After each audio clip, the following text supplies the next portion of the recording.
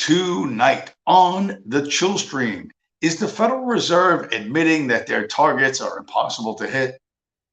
Irish girls give us uh, advice on supplements and brain health, and shrimpin' ain't easy. All that and so much more coming back in 2 minutes.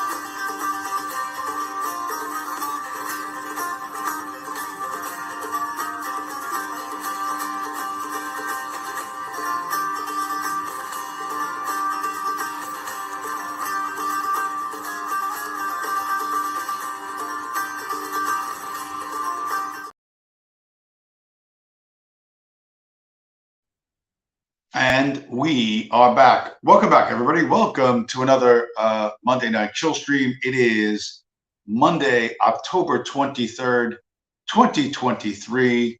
And man, as things seem to be accelerating, things are going on that I wasn't 100% sure were ever going to happen. On a personal note, I have not worked for 4 days, that hasn't happened to me in the time I've been here. So there's like no work. It's super slow, which I was not real happy about. But if anybody's looking at a chart of Bitcoin pumped like 10% today, 10 or 11% today. I think as of the time this is being broadcast, 10 o'clock on a Monday night, I think we're just shy of $34,000 Bitcoin.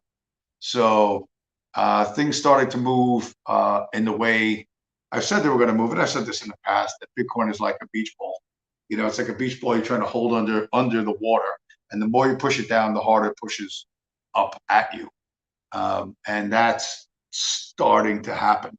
It appears that things are starting to happen because we have, we get the usual bad actors doing things, but understand, when I say stuff like, I want to see you die starving and homeless, is because I understand that there's nothing short of extremism that's going to get you to change. And it's going to be something extreme in your life. It's not anything I'm going to say or do. But you're going to have to be faced with an overwhelming push in one direction or another. Because as long as it's easy, you're just going to keep doing it. I saw this and I thought, well, this is like pretty typical in a lot of ways. And this is, I don't know where I saw this, what, 65,000 people stayed on food stamp rolls despite winning big in the lottery, government data show. And a bunch of people who get food stamps, almost all of whom are brown or black, some of whom won like $2 million in the lottery, just kept collecting those food stamps.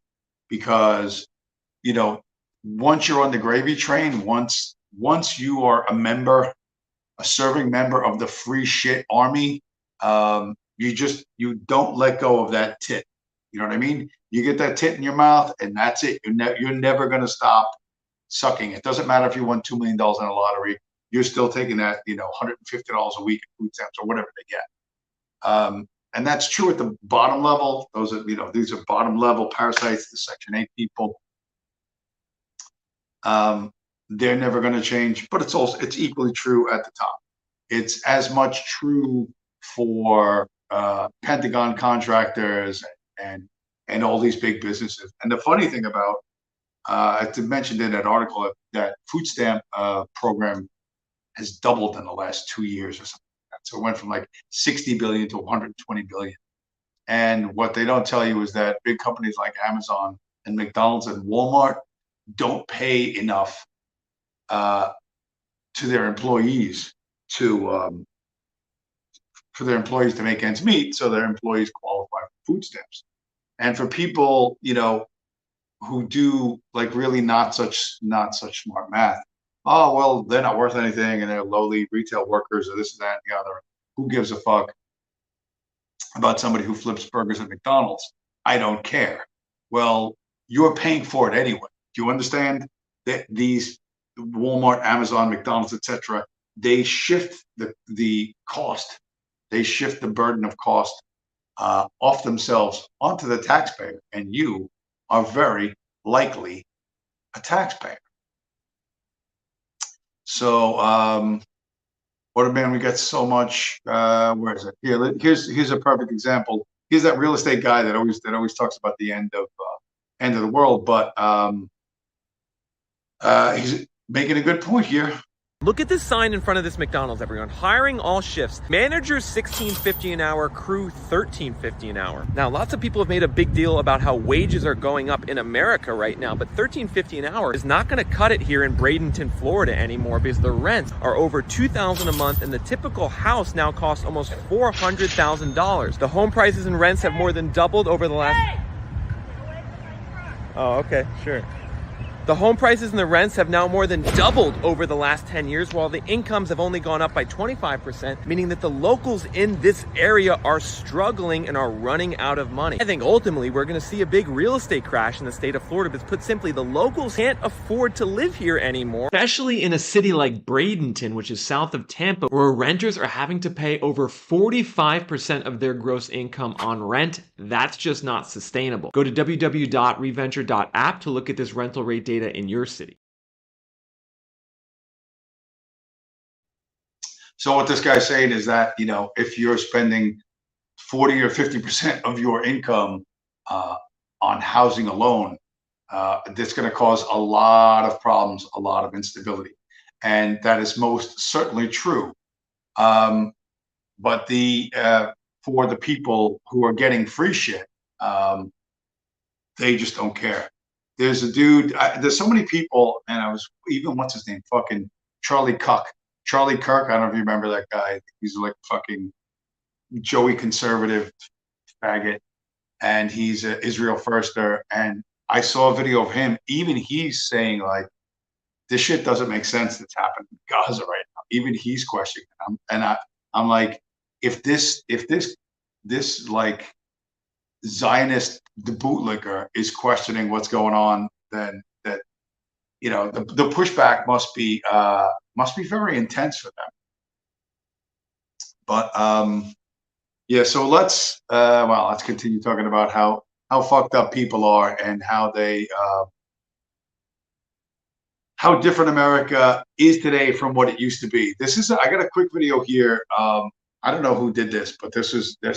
I remember something like this from when I was a kid, when they were first telling us about the old Sears and Roebuck mail order catalog, where you could actually get wives. You could actually get a mail order bride from Sears and Roebuck back like in the cowboy days. But aside from that, talking about 45% of your income to rent an apartment somewhere. Well, you know what? Things used to be different, and not that long ago.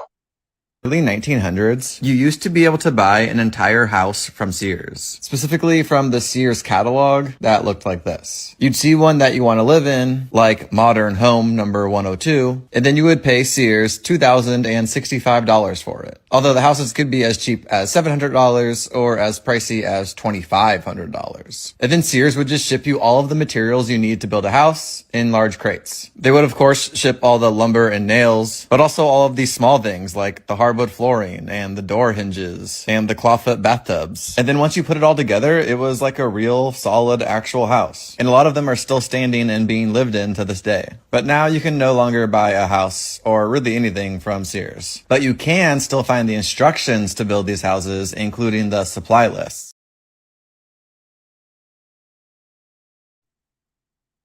So how crazy is that, right?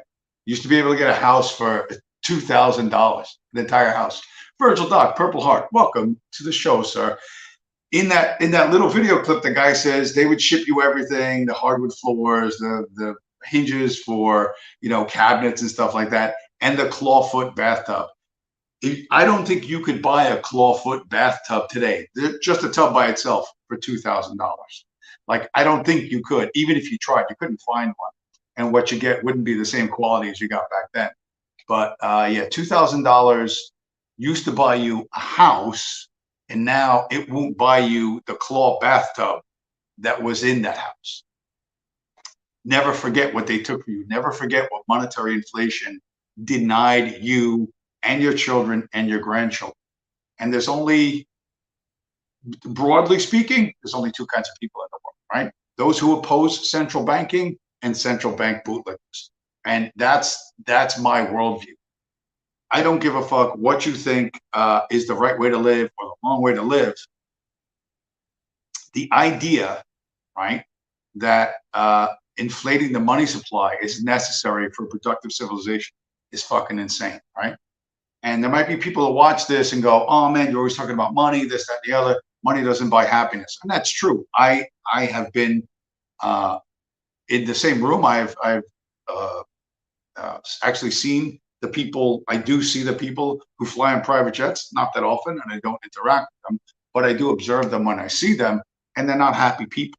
So it is correct to say that money does not buy you happiness, but there's another side to this, okay? Getting robbed guarantees you'll be unhappy. If you knew that every week when you got your paycheck, or every 2 weeks or whatever it is, that you were going to be robbed, that as soon as you went to the bank, somebody was going to stop you and take part of your paycheck, and you knew every fucking week you were going to get robbed, would you be happy? Could you have peace of mind? Could you have tranquility knowing every week, every month you're being robbed and there's nothing you can do about it? That system, that method is what I fucking hate with a passion, okay? And rearranging the deck chairs on who you're going to fucking elect is going to change nothing. What's really going to change is coming up with a new monetary system. That system exists right now. Like I said, the opening of this show, Bitcoin is pumped like 11% today. We're at like 33, almost maybe 34,000 right now. It's only going to go higher and higher from here. We're about 6 months out from an event called the halving, where the amount of Bitcoin you can get in any 10 minutes is going to be cut in half. Why? Because that's the way Bitcoin's designed. So right now, I checked right before the show, the number of calculations per second going into Bitcoin. So the amount of computing power going to guess what the next number in the sequence is going to be is 446 exahashes per second. Now that number, what does that mean? What that means is there are 446 quadrillion calculations per second trying to get Bitcoin, right? And that number's up like 10% or so for the year. That's how much energy is being poured towards this, right? That's how much energy is being directed towards doing this. That's an insane number, 446 quadrillion anything in a second. That's mind-blowing. It's impossible for you to keep in your fucking head. But that's what's happening. And there's a reason why. There's a number of reasons why, but it's because it's worth it. All right. And unlike the parasite class, which at the bottom does food stamps, but at the upper end, you have the children of people who are wealthy and successful. And this is another dude. I don't like his politics because he's a Israel first bootlicker, but 47 seconds on the children of the wealthy and one of the things this guy learned. You were talking about how wealth goes away after a few generations and how you actually had a team that was studying Vanderbilt and a bunch of other generationally wealthy people to make sure that this doesn't happen with your family. What did you find out from these studies? I interviewed this guy. His job is to deal with families that are worth $100 million and higher to make sure their kids turn out well. That's his job. And he's in Seattle. Why is that important? Amazon, Microsoft, a lot of billionaires, a lot of hectomillionaires. And I said, what was the common theme you realized when you got there to help the families? What was it, Patrick? 99% of the time it's too late. They call me once their kid is already a drug addict. They call me once their kid is already a alcoholic. They call me after they already got their kids 3 Lamborghinis. They're already flying all over the place on a private jet. It's done. There's nothing you can do about it at that time. So at the elite level, right? At the elite level, that's all they're focusing. That's all they're thinking about is their money, and they leave their kids to become, complete wastrels, complete fucking parasites, right? 3 Lamborghinis, flying on a private jet, junkie, drug addict, like alcoholic. If you imagine you were born into a family where the net worth is $100 million, and you just become the same type of junkie or alcoholic that somebody born in the projects becomes, because they have no chance. You had every door open to you. The people, in the hood have no doors open to them, and you both end up with the same problems, and neither one of you gets the life you should have, or you could have. But all of that is possible because the pursuit of money by the elites is everything. They will sacrifice their families, leave. They will farm out their responsibility to someone else, and guess what? It never really works. It never really works, and that's a hard lesson, I think, for a lot of people to understand. But you need to understand you have to do it yourself, and all these schemes that people talk about are all a complete waste of time. So money does not buy happiness, right? That is the axiom that everyone knows. But getting robbed by an economic system, guarantees unhappiness. Nobody's happy when they feel powerless and ripped off. So if you want to change that, you should probably change that. You could be like Icky Lux with his gold coins are going to beat up on the precious metal guys again. Gold coins and silver coins, this kind of thing. Listen, I have a bunch of them in my fucking in my safe. I got them years ago. I took a kid from the New Brighton projects, the West New Brighton projects on the North Shore of Staten Island to Harlem, and at the time the fare was $55. And this guy came. We didn't usually pick up that building, but I don't know. They convinced me to stay there. This black kid comes out of the building. And he had like a fucking a bag like this fucking big, like a Tupperware. No, that's what it was. It was a fucking Tupperware container. The Tupperware, like the iced tea jug, and it was filled with fucking change. And he said, "Here, I counted it out. It's $55." And I'm like, "That's what he hands me. He hands me this fucking plastic jug full of fucking coins." And I'm like, "Fuck, are you kidding me?" But whatever, it's a $55 job at the time. I was like, "All right, I want to do this." Okay. I'm not going to stop there and count the thing before I take off, before I drive off, because we're in front of the projects anyway. I drop the kid in Harlem, whatever, finish the shift, and I go home.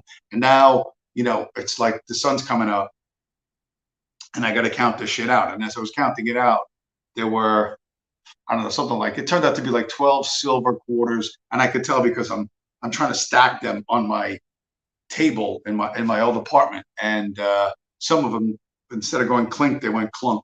And I was like, holy crap, well, a silver quarter, and then another, and another, and another. So I've got, I don't know, 12 or 15 of those, and some silver dimes and stuff that were in there that I kept.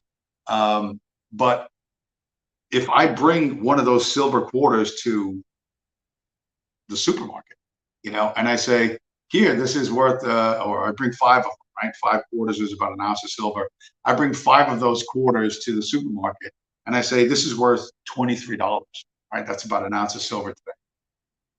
Here, give me $23 worth of groceries. They're going to say, excuse me, sir, that's $1.25, right? Those coins say $quarter, so that's $1.25. We'll sell you $1.25 worth of groceries. The precious metal people had an okay idea up until the invention of Bitcoin. Bitcoin is so drastically superior, like you cannot fucking compare. And no one goes backwards technologically and succeeds.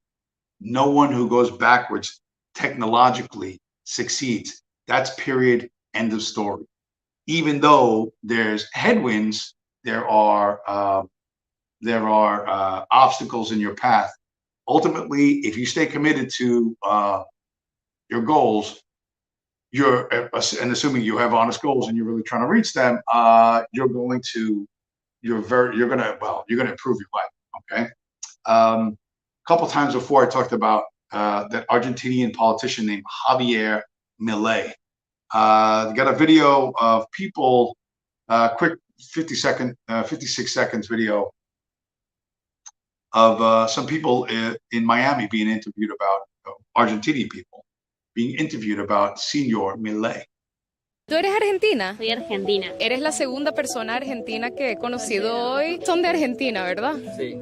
Yo les tengo que preguntar, ¿qué piensan ustedes de Javier Milei? A mí no me gusta, pero entre él y el partido que viene de siempre prefiero a él. Yo estoy muy preocupada. A nosotros nos gusta porque es economista y él entiende que terminar con los bancos centrales es un paso adelante para terminar la corrupción. Puede ser un paso adelante para toda Latinoamérica y a nosotros nos interesa mucho el Bitcoin para terminar con el comunismo. El uso legal del Bitcoin para hacer transacciones y demás, para mí es una manera muy coherente de adaptarse a las nuevas eras. Javier Milei para mí siento que muestra algo distinto en cuanto a lo que viene siendo, entonces como que sí me genera confianza, algo, no sé, un sentimiento nuevo. ¿Va a ser posible que se asiente una moneda virtual como el Bitcoin? Es que no tendría por qué no. So what you're saying is, well, they're Argentinians and they're desperate and da. These are the ones that have made it to America. Some of the females, if you weren't reading the subtitles, or you don't speak Spanish, I don't speak Spanish, but I read the subtitles, were saying, I really don't like him, but I hate the party in power. They had doubts whether or not Bitcoin could actually work. The young guys were seemed much more open-minded about this. They seemed like, yeah, you know what, this might work, you know. And that, wait a minute, where is my, I think I might have accidentally deleted a video that I didn't mean to delete.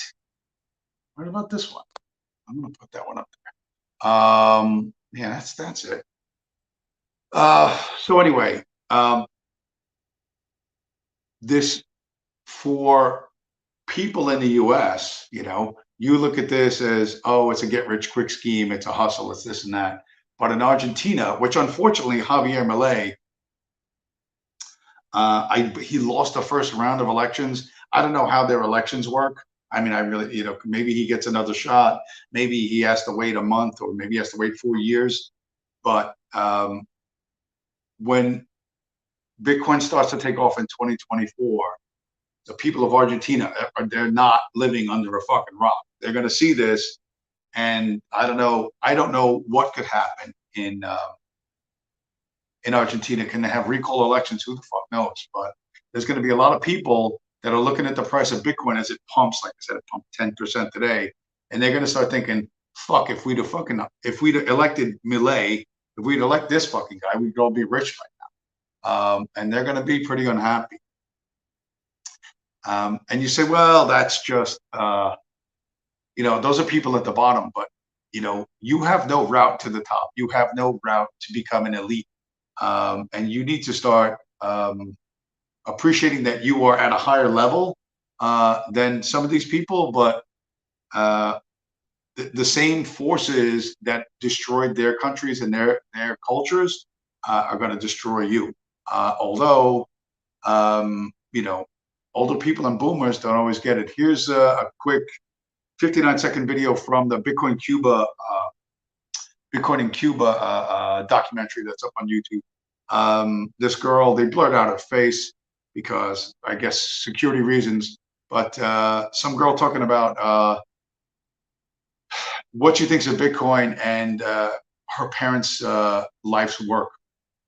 Many places, Bitcoin remains just another financial instrument, but here in the heart of Cuba, it's a revolution, a manifesto, a defiant roar against a history of tyranny, oppression, hyperinflation, and death. Para mí Bitcoin es dinero de verdad, dinero duro. El dinero que tenemos nosotros no vale nada. Mis padres tenían un dinero ahorrado en el banco con la intención de comprarse una casa. Yo les dije que vendieran, o sea, que cambiaran una parte de sus pesos cubanos hacia Bitcoin o aunque sea hacia dólar, y no lo hicieron, y al final se devaluó tanto la moneda que con todos los ahorros de toda su vida ellos no pudieron comprarse ya nada, probablemente ni una bicicleta, con los ahorros de 20 o 30 años trabajando. ¿Para qué yo voy a ahorrar en un dinero que cada vez pierdo y pierdo más poder? Remember, the revolutions of yesteryear were shaped by romantics but steered by the brave. In modern-day Cuba, bravery takes the form of sats and Bitcoin wallets. The dream, a Cuba that is unfettered and unchained. So I mentioned before, Bitcoin's the only thing that can do that. Bitcoin is the only thing that can do that. And if you didn't read the subtitles, they're too small on your screen or you don't speak Spanish.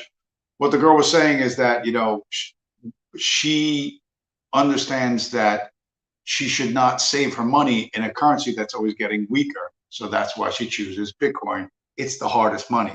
Then she goes on to say her parents worked their entire lives and saved their Cuban pesos in the bank in the hopes of buying a house. God knows what kind of house you get in Cuba. But they were hoping to buy a house when they retired, and the government devalued the money to the extent that her parents could probably not even afford a bicycle. Can you imagine working 20 years and you can't afford to buy a bicycle, right? You think to yourself, well, that's unthinkable in America. You don't, and I'm telling you that I don't know how bad it can get. I personally, I don't think it's going to get that bad here, but what's going to drive change is income inequality that makes governments very, very unstable. And even though those Bitcoin Cuba people, they were buying, Bitcoin was like 20 cents worth of Bitcoin. And you go, oh, so what? They bought 20 cents of Bitcoin and now it's worth 35 cents. That's a big deal to them. You know what I mean? That's them winning while they sleep. That's them making money while they sleep. And that inspires ideas that improve your life. So let's talk about brain health. I showed you this girl before. This is like this cute Irish girlie, this cute little Colleen. She's got something to say to you. Something. It's more than just bro science. Creatine is more traditionally known for its role in cellular energy metabolism, but now researchers think it might also be a neurotransmitter. Researchers found that creatine actually fits many of the criteria that we have for traditional neurotransmitters like serotonin or acetylcholine. Number one is that they found creatine in synaptic vesicles. These vesicles are essential for storage and release of neurotransmitters like serotonin and also creatine apparently. Secondly, release of this creatine from synaptic vesicles happened in a calcium-dependent manner, like many other known neurotransmitters. They also found that creatine was playing a role in the regulation of neuronal activity, so it was inhibiting the activity of pyramidal neurons in the cortex. Now, that sounds like a bad thing, doesn't it? Inhibiting the activity of neurons, but actually other neurotransmitters do the same thing, like serotonin can also inhibit neuronal activity. This balance of excitation and inhibition is very important in the brain, and it's actually what gives it its power to be very, very precise. Lastly, in terms of concentration in the brain, creatine was less than things like glutamate or GABA, but was at about the same level as we see things like serotonin or acetylcholine. This is incredibly incredibly exciting, but of course this is one paper, and in science we're not convinced until we see multiple studies producing similar results, but nevertheless very exciting.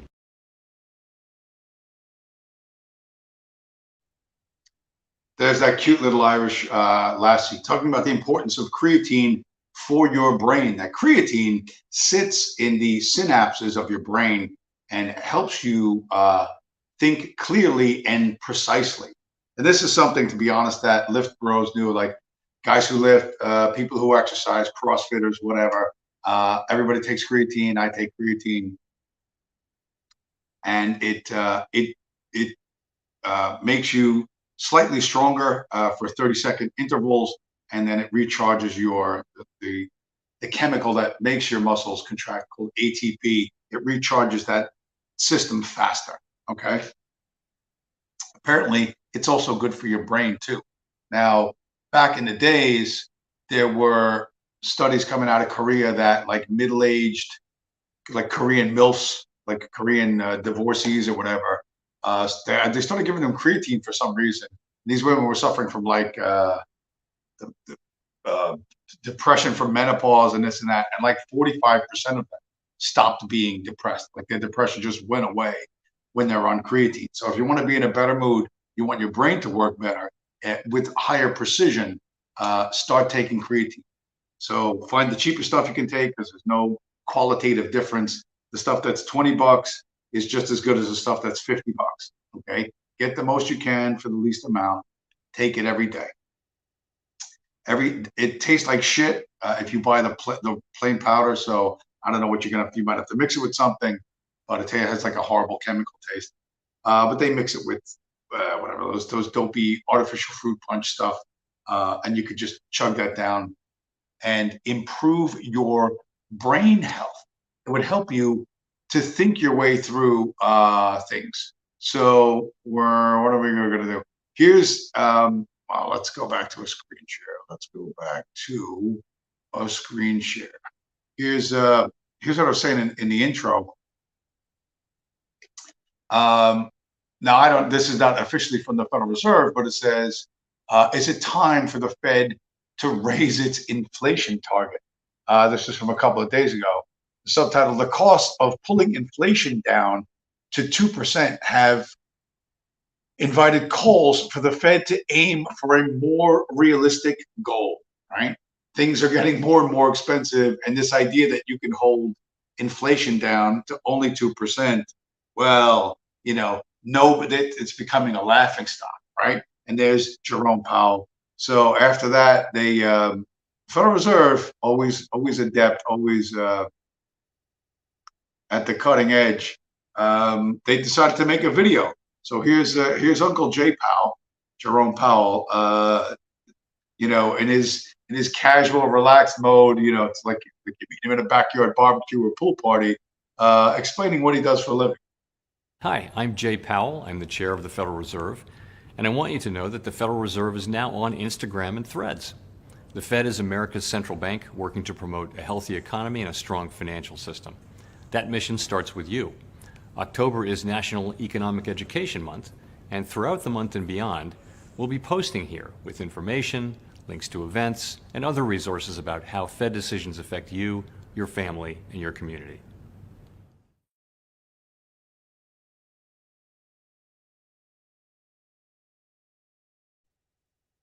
You see, kindly Uncle Jerome. October is Financial Education Month. Have you noticed Bitcoin pumped 10% a day? There's some education right there, kids. Okay, and not this is it's you think like how could these people possibly make how could they make a video like that? Like, we're here to help you. It starts with you. It starts with you being a fucking debt slave, and your parents being debt slaves, and your children being debt slaves, and your grandchildren being debt slaves forever. But if you understand the hustles, right?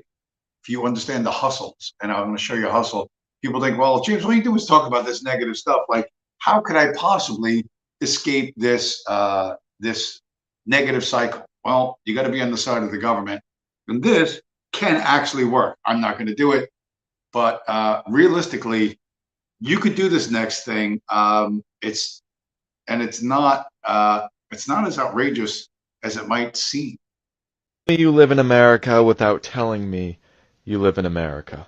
I'm going to show you the beauty of America in less than 30 seconds. Let's get it. Only in America can I buy this house for $80,000, get a $360 mortgage with a conventional loan backed by the federal government, Fannie Mae, Freddie Mac, FHA, USDA loans. And then I'm going to turn around and rent it for $1,300 to Section 8, which is a federally backed program. So not only is the federal government backing the loan that I'm using to buy this property, they're then turning around and paying me with federal funds to rent the property for Section 8. And I keep the difference. It's called Section 8 arbitrage. Probably the best way you can make money in rental properties. Highly recommend. So you want to hustle, you got good credit, buy an FHA house, and then put it up for Section 8, and the difference between the mortgage cost and what a Section 8 pays you for putting monsters into normal neighborhoods, well, that's your profit. That's if all you're looking to do is improve your material circumstances, that's a very real thing that you could do. That is a very, very real thing you can do, but you have to be aligned with the government in this case, and there's no way, there is no way around that. What else do I got? That's all. So I've got to try to come up with some good news. Come up with some good news, James. For Christ's sake, it's all so depressing. But government is the biggest driver of wealth in the world, anywhere in the world, and in America. That is literally one way you can improve your material circumstances. You do that over and over and over again, 2, 3, 5, 10 times, and then you have a nice living, kind of at taxpayer expense, but whatever. Most people don't give a fuck. This, however, this is why Bitcoiners are superior. I saw this and I laughed like a fucking lunatic. I didn't even know that this was possible, but I looked into it and it is absolutely hilarious. What you see on the screen, Shrimp Coin or Bitcoin, East Wanatachi miner Marathon Digital Holdings seeks space for pilot project. What the fuck are you talking about? Well, that's that oil company that started a Bitcoin mining business using the excess gas from its mining operations to reduce its carbon emissions by using that gas, that flare gas, to mine Bitcoin. Yeah, well, so what? Okay, well, these Bitcoin machines make a lot of heat, and the heat is the way they're cooling them down these days is by actually cooling them with liquid. They have like a radiator system like you have in your car to cool down all these overheated miners. Okay, well, so what? There's an insane amount of energy going into these mining rigs and an insane amount of heat coming out on the other end. Like I said earlier, 446 exahash per second is a mind-numbing amount of computing power. Well, I didn't know you could do this, and this is actually being done in some places on the West Coast, but you can actually farm shrimp. That's right, shrimps from the ocean are being farmed on land in the United States. But the water needs to be kept really warm, like, where the shrimps that they catch in the Philippines or Thailand or wherever they catch the shrimps, right? It's got to be, the shrimps are warm water creatures. So you got to keep the water really warm. Well, guess what? Marathon Digital is like, hey, you know what? We got all this extra heat we're just wasting. Why don't we use it to heat up water for a shrimp farm, and we'll grow shrimp? And they're looking to do this in Montana. Okay, they have one of their Bitcoin mining operations in Montana, and all that excess heat, instead of just letting it go to waste, they're going to farm shrimp, And I think that not only is it hilarious, it's an incredible idea, but it shows how good things grow out of Bitcoin. Like, it isn't just, oh, it's an oil company getting rich on this, magic internet money. They've got all the people that run the Bitcoin mining operation. Now they're going to have another set of jobs of shrimp farmers. Shrimp farmers in Montana. That is mind blowing. If you think about what this would look like worldwide in places where there's no food, how can you grow calories to feed your population? You know what? Something like this, and I don't know how many shrimps they can grow, but it's the thinking behind it. It's the engineering behind it. It's the, hey, what can we do? What should we try next? Is this possible? You know what I mean? Started to ask, is this thing actually possible? Could we possibly do this? Will lead to positive outcomes, as opposed to just buying your kid another Lamborghini, right? That's not gonna lead to a positive outcome. The other thing about Bitcoin pumping right now, today, and it might be 34 grand by the time I'm done with the show. There's in 2024, they changed the accounting rules so that big public companies will be able to hold Bitcoin on their balance sheets easier. Tesla already does it, and MicroStrategy does it. But a lot of people in the Bitcoin community have been talking about this for a really long time, and it's something that I was shocked to see outside of the Bitcoin echo chamber. And it says, Apple well positioned to offer crypto trading. Analyst says company should hold Bitcoin in its treasury. If Apple Computers decides it wants to hold Bitcoin as an asset on its balance sheet, that's going to be nuts. And if they're going to offer Bitcoin trading, buying and selling on their iPhone platforms, that's going to be pretty big. And you know what? I think it's likely to happen because Apple doesn't have any more innovations. Their latest innovation on their latest product is to use the same connector that I have on my fucking my Android number 10 phone. You know what I mean? I've got like an 8-year-old Android phone, and Apple's big innovation on their $1,500 phone is, oh yeah, we're going to go to the same connector that Android's had for fucking 10 years. So, should something like this occur, I can't even imagine what the effect is going to be. And some people might think, well, they don't want to do that because they'll make the price skyrocket and blah, blah, blah, blah, this and that. Yeah, but there's FOMO. There's fear of missing out. And it applies to institutions as well as individuals. And so the race to get in first is on, and you're going to be watching it in real time. And that, for me, particularly between now and 420, April 20th, which is not quite the right date. The date that the amount of Bitcoin gets cut in half, I think, is going to be on the 21st. But that's good because that's a date that there was the whatchamacallit. There was the military coup in Greece that kicked out the communists, and they were torturing and killing communists. So you know what? 421 is not a bad day either. But 420 would be the ideal for American potheads. 420 or 421 is going to be the day that no matter how much energy you pour into this, you're only going to get half as much Bitcoin.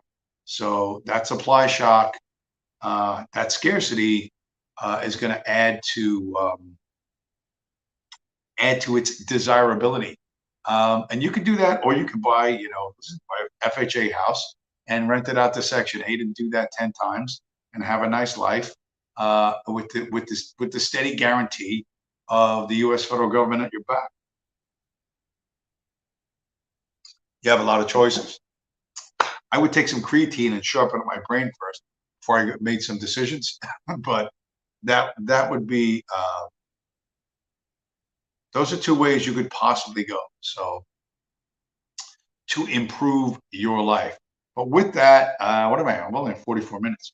44 minutes. What else do you have to say? Well, I don't really have much else to say. Like, to repeat again, money doesn't buy happiness, but getting robbed guarantees your misery. Right? I don't have a clever axiom for that yet, but because people don't understand they're being robbed, but you're being robbed. And whatever you imagine, whatever delusional shit you imagine the future is going to look like in terms of government and culture or whatever, if it includes central banking, you are truly in a dream world because nothing's going to change. The only thing, the only way real fucking change happens, not just one or two shrimp farms in Montana or one election in Argentina. The only way things really fucking change is that central banking gets destroyed. And that's what we got to do. We got to destroy central banking. And so you're either in the let's destroy central banking category, or you are in the let's get some FHA loans and do some Section 8 stuff. One way or another, it's your choice. It is your choice. Ladies and gentlemen, thank you for stopping by. Make sure to smash at the like button. Throw up that banner. Let's put that banner up there. Smash at the like button. Virgil Purple Heart, a like button smasher. A number of other guys, Federico Vasconcelos. What's his name? Judas Fly Chai. How can I forget his name? Judas Fly Chai, the base Persian mission guy. Also a like button smasher. Everyone else, smash up the like button because it pisses off the people at Google, and the algorithms are probably designed to subtract them after you do it, but do it anyway. With that, I am going to say good night, and fingers crossed tomorrow when I go, when I check in for work, there will actually be something for me to do. If I go 5 days without work, I'm starting to get the heebie-jeebies. But anyway, that's my problem, and I'll solve it on my own. Until next week, I will talk to you guys later.